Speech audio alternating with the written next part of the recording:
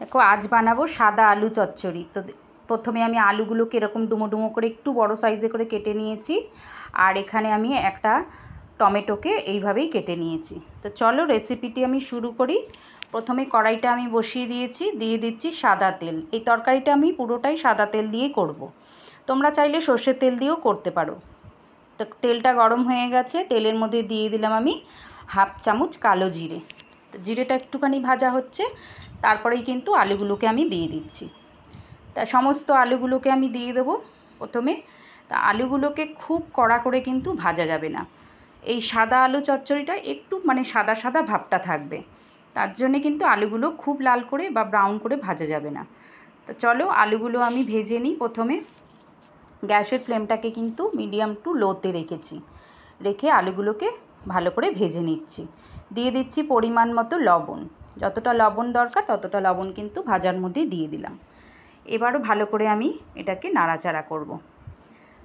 বেশ 2-3 মিনিট ধরে কিন্তু এটাকে একটু ভাজা ভাজা করে নেব, তবে খুব লাল করব না, খেয়াল রাখতে হবে খুব লাল কিন্তু করা যাবে না।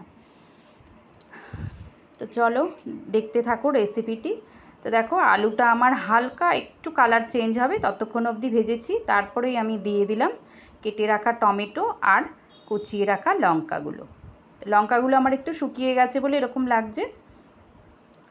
তো টমেটোটা দিয়ে আমি আবারও ভালো করে কিন্তু আলুর সাথে ভেজে নেব। টমেটোটার থেকে দেখো একটু গলতে আরম্ভ করেছে, যেহেতু লবণ দিয়েছি বলে। আর টমেটোটা যতক্ষণ না গলছে ততক্ষণ কিন্তু এটাকে একটু নাড়াচাড়া করতে হবে।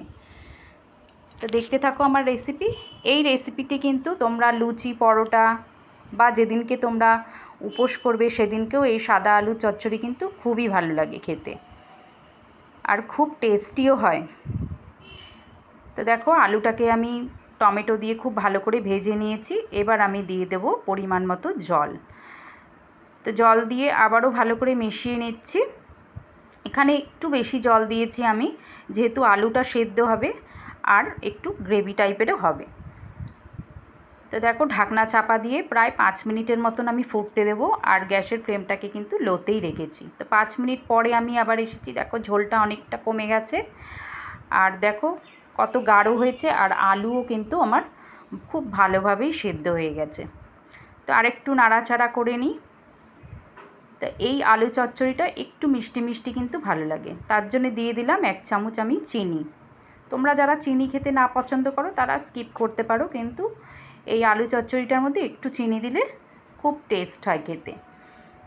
এবার আমি দিয়ে দিলাম হাফ চামচ মতন গোটা জিরে আর হাফ চামচ মতন ধনে, হালকা কড়াইতে টেলে নিয়ে আমি কিন্তু এর মধ্যে অ্যাড করে দিলাম।